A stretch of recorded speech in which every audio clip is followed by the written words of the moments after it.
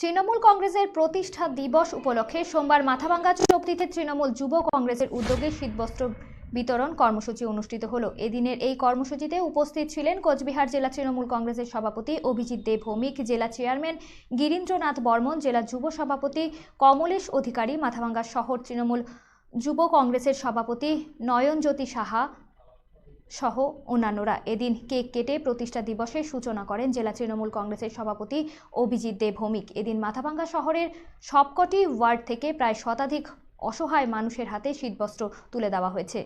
অভিজিৎ দে ভৌমিক বলেন, এই বছর পরিবর্তনের বর্ষ। লোকসভা নির্বাচনে দেশের গণতান্ত্রিক ব্যবস্থা ফিরিয়ে আনতে পরিবর্তনের আবেদন জানান।